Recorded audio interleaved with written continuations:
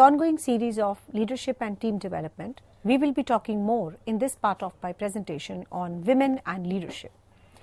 As we have discussed in the first part, that the demands for the leaders in today's world means that the women are more suited to those roles, and the art of management is a gift to the women by nature, and they are born to take more of responsibilities and multitasking and perform the work without having a crease on their forehead.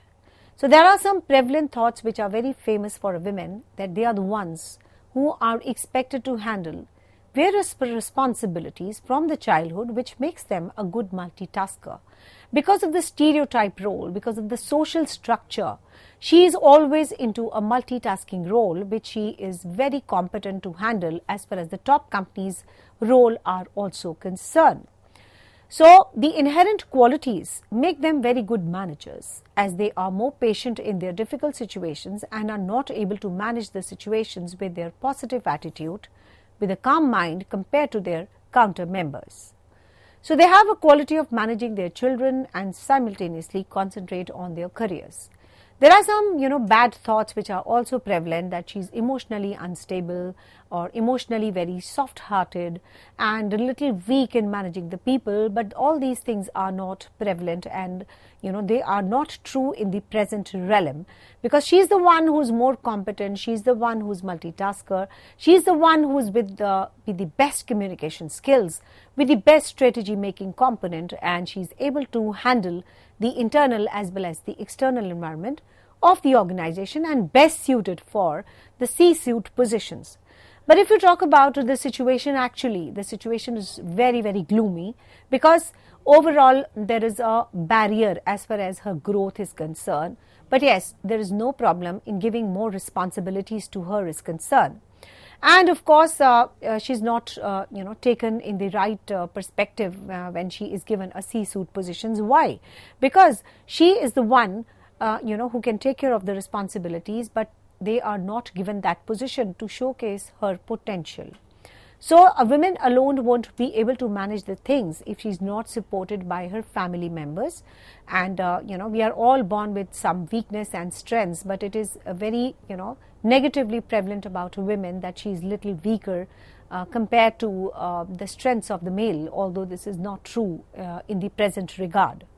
We talked about also the leadership characteristics, that is a good leader, whether you talk about a male or a female, must have the interpersonal skills, the communication skills, the value system without any nepotism and favoritism, and have a deep sense of organizational consciousness followed by a confidence, creativity skills and achievement of the results. That is, you need to motivate as a good leader, motivate the entire workforce to do substantially good for the organization. So, historically, the gender has prohibited most females from becoming the leaders in the organization. And as a result, the assumption that the males were better suited than the females for the leadership roles until recently is actually a rarely questioned. So if she chooses to practice a profession followed by the rules and the habits long established by male practitioners, she risks offending the old customs and defining the female virtue. So overall, women bring a diversity of thought, experience and behavior, which are very critical components of the business success. And for some organizations, it is very crucial to have the women on board, as they bring a lot of competitive advantages. But there are three critical issues which we need to dwell into and take care of it, right from the recruitment to her journey of developing the skills and followed by retaining them, and ensuring that her rights, right environment is given to her with a lot of support system and provide them the opportunities to apply for the senior roles. As far as the Indian scenario is concerned, we are good in making bills, we are good in making laws, but as far as the implementation part at the corporate sector and the corporate level is concerned, there is a huge gap. Because women is always taken into a stereotype position. So when she's married and taking care of her career becomes a very challenging job, because if she opts to become a mother, then of course who will take care of the young boy and a young girl or a young child? So the corporates must give them some congenial atmosphere, that is, free, flexible timings, the availability of the crutches and all the support system what she needs. So then sky's the limit for her, because she is always limited by these kind of embodiments, these kind of hiccups, these kind of problems, because her role is quite defined right from her childhood. So we need to take care of it as far as the senior position and the women leadership is concerned. So if we are able to offer a right kind of a support system with good opportunities and the stuff like this, the overall women will always rise and shine as far as the top leadership C-suite positions are concerned. Then we talked about some historical view about the gender and the leadership, that a female is always taken to be in an inferior position, and the superiority of women in leadership positions was only felt until 1970. Before that, it was always in a dark position. Then, it started moving on that can women be leaders. So it changed the whole scenario and the landscape, and that there was a presence of female in the corporate and the political leadership scenario, which was really felt. And when you talk about her leadership style, you'll be, very, very happy to understand that all the empirical studies which have been done in this regard, they always show a very welcome step, that she's always a democratic with a soft heart, with the human values, and on the other hand, striving for the excellence. And there are some definitely gender differences. The contemporary society, women leadership is more effective, and it is not just a statement. There are so many empirical studies which have proved this fact, that a female is always more multitasker, achiever, and having a very participatory and a democratic style. And additionally, she's always into unfavorable position, which is definitely a very sad state of affairs, because when you talk about the competitive part of a male and a female style of leadership, the male is always on the autocratic style. On the contrary, the female is always on a democratic style, and the people who are with the democratic lifestyle and the democratic style of leadership, the participatory leadership, they are more preferred compared to a person who is always following an autocratic approach.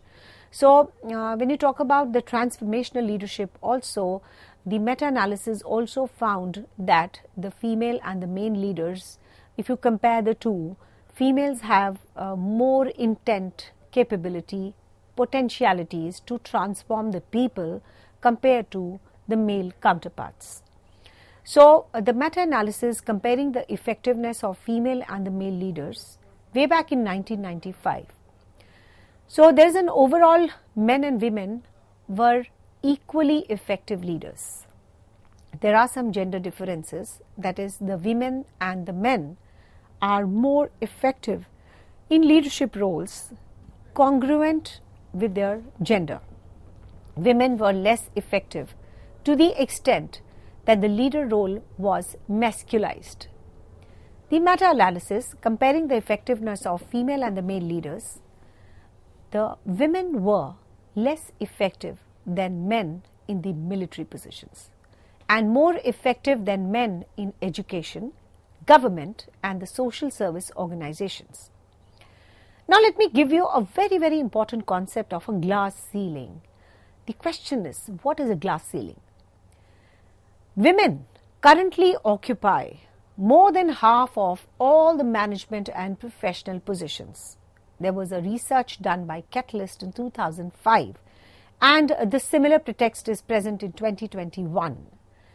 It was a makeup nearly half of US labor force, that is 46.4%, US Bureau of the Labor Standards 2005.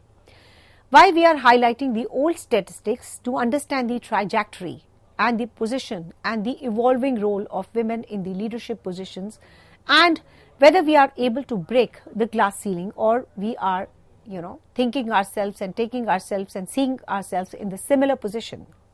Still, if you see the 2021 statistics, we as women still are underrepresented in the upper ecos of the American corporations, political system, the Indian system, etc. The women represent only 5.2% of the Fortune 500 top earners and have about 7.9% of the highest titles in the Fortune 500. It represents less than 2% of the Fortune 500 CEO catalyst positions, which is again a very sad state of affairs. We must dwell into the situation, try to figure out why the females are not more in the C-suite positions or the CEO position as far as the Fortune 500 companies are concerned. So, there are the similar statistics is seen in women in politics also. And of course, we need to remove the barriers, we need to break the glass. And the glass ceiling is not an Indian phenomena, it is a global phenomena as well. The women are always in a disproportionately concentrated in the lower level and lower authority leadership positions than men, encompasses ethnic and the racial minorities as well. So if you see this particular slide, women underrepresentation in high level leadership, the positions revolve around three types of explanation: the human capital, the gender differences and the prejudice are all connected with the glass ceiling. So let us first talk about the human capital. The human capital composed of what? It is composed of the education level, the work experience of the females, the developmental opportunities and the work-home conflict. So overall, the work environment is actually, we call it as one word, that is the human capital. It is connected to the glass ceiling. And the similar pretext, we have the gender differences, that is style and effectiveness, the commitment and motivation, the self-promotion, the negotiation and the evolution, followed by prejudice, that is the gender stereotypes, the biased percentage and evaluations, the vulnerability and the reactions and the cross pressures. So women underrepresentation in half-level leadership positions revolve around these three explanations and we call it as a glass ceiling. So let us, have the explanation of all the three aspects. So let me first just explain you what the human capital differences are all about. The first is your pipeline theory. The women have not been in a managerial positions long enough for a natural career progression to occur, not supported by research.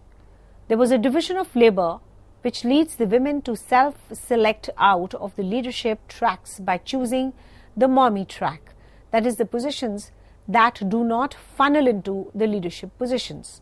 So the research does not match this argument also. Then following the women. Women occupy more than half of the management and the professional positions, that is the Catalyst 2005, but they have the fewer developmental opportunities, this is for sure. So all the big corporates, they need to keep this in mind that we need to give a lot of good developmental opportunities and make it available for the females. And there are fewer responsibilities in the same job as men, and they are likely to receive the encouragement and be included in the key networks and receive the formal job training than their male counterparts. So there's a confront greater barriers to establish the informal mentor relationships. Then we have a women.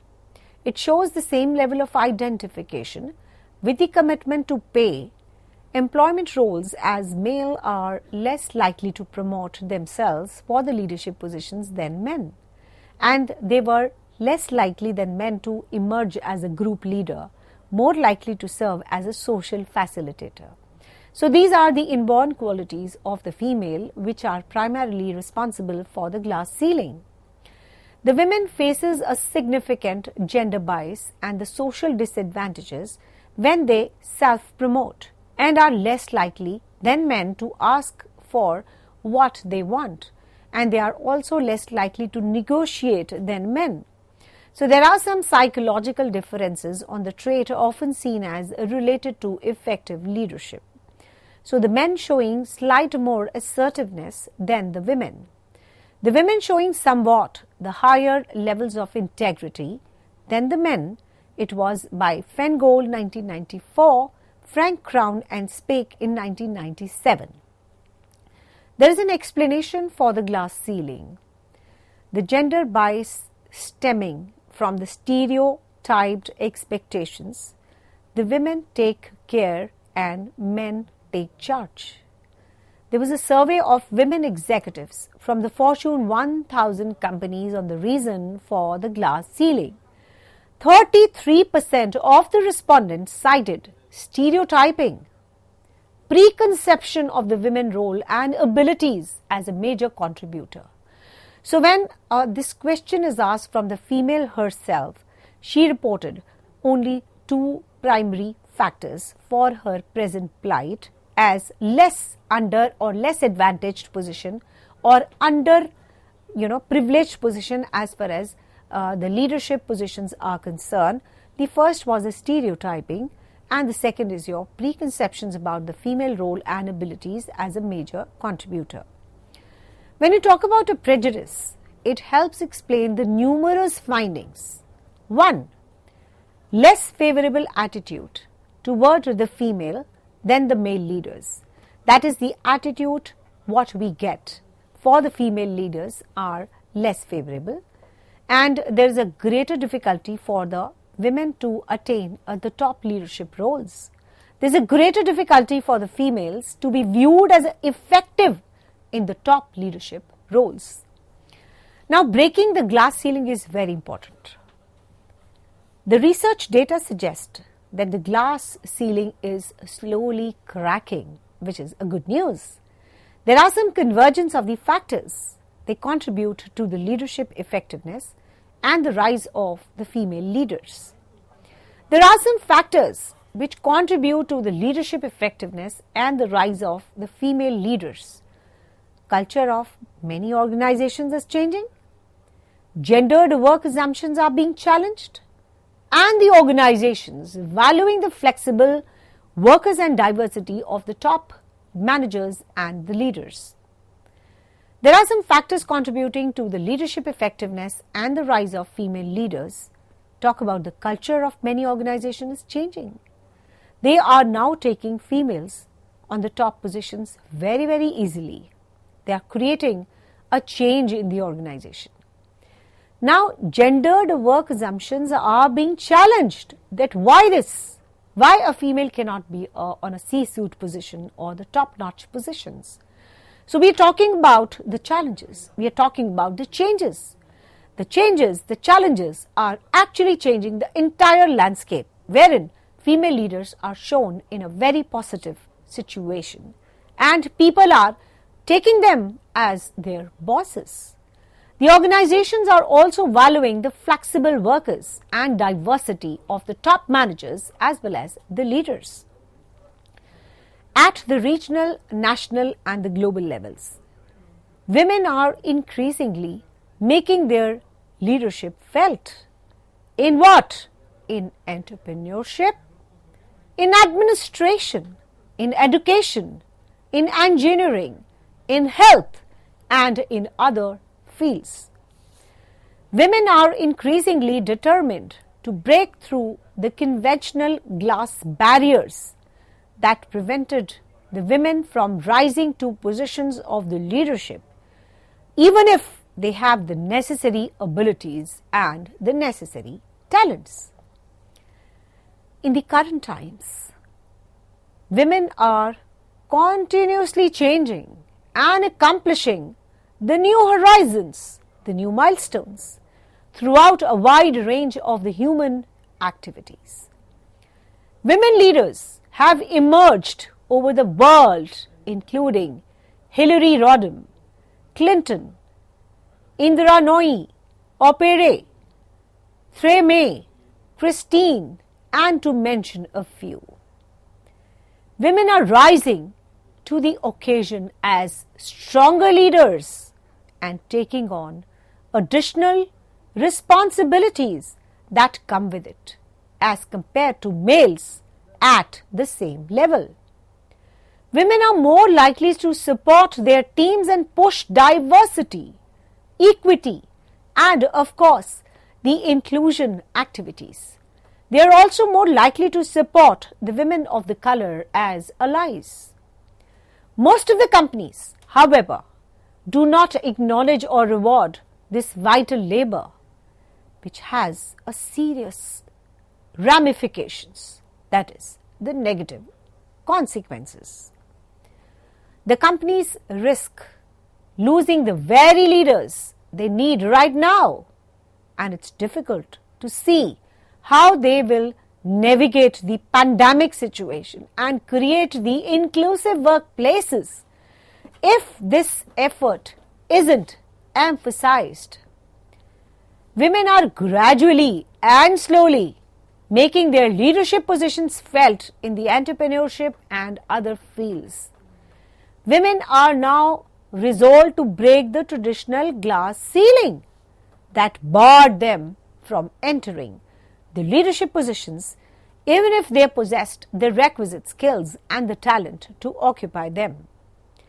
Women are constantly evolving and reaching the new dimensions and the new milestones across a wide spectrum of the human activities in the modern times.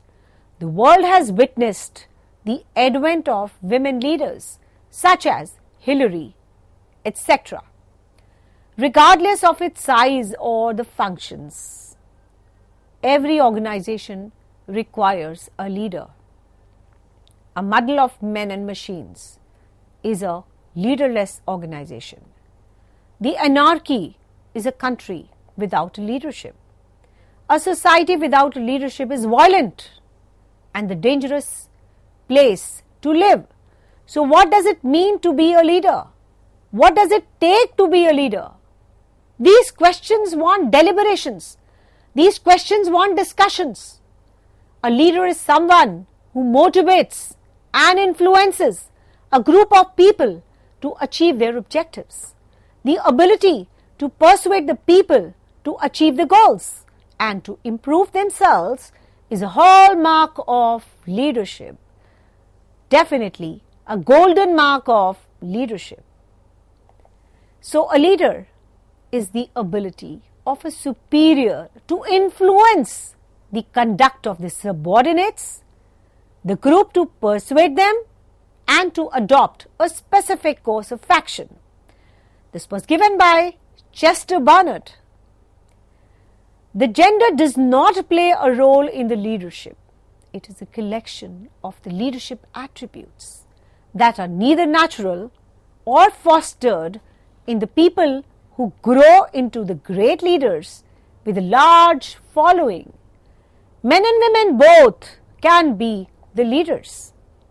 So there are few important characteristics of the women leadership which we will discuss now. The first is the leadership styles, that is transformational. The women are more transformational than men, and when it comes to the leadership, they serve as an example to their subordinates. They motivate the squad and devote a significant amount of effort to coaching them. They are really concerned with their personal development and as the cornerstone to success. Women leaders emphasize a teamwork. She is a real communicator, and for the majority of the women leaders, leadership is about transforming their followers into a better people, not only achieving the organizational goals. Number 2, task focused. The women leaders are invariably focusing on the meeting deadlines and completing the task which is allocated to them. She is a serious worker, will not miss the deadlines, will not invariably rest. She will always meet the meeting deadlines. She will always complete the task which is being allocated to her. Completing a day-to-day duties is a very crucial part of her character for the company's efficient running from an operational standpoint. Third, a female leader prefers to work in a very collegial setting. Women want to lead and build a flat organization structure that allows everyone to work independently in a congenial environment. The experience and the knowledge of the seasoned employees and the management are overlooked. Because of the flat organizational structure, women executives are frequently critical of an organizational hierarchical structure. The female encourage the collaboration and the cooperation. Working collaboratively with others is a typical feminine trait. Women leaders usually encourage the team leaders to work together and to cooperate. And in this instance, all the team members must be very clear about their duties and responsibilities. Otherwise, redundant work will ensue. The next is your communication methodology. The women leaders are more likely to participatory and democratic in their leadership styles. They appear to despise the male leaders' command and control attitude. The women frequently explains their expectations of a task in an indirect manner, giving themselves a greater leeway in achieving the particular goals. So it can occasionally assist the team members in using their skills and knowledge to execute the assignment. But it can also be disadvantage if the assigned task necessitates a leader to communicate directly with the members. She also believes in self-branding. The women leaders, unlike their male colleagues, typically appear to be very modest or mute about their successes. They're rarely successive in their branding themselves. So the women leaders, on the other hand, must learn how to brand themselves by sharing their accomplishments and the skills with the others. People will not appreciate a women leader qualities until they know or realize what they are actually capable of.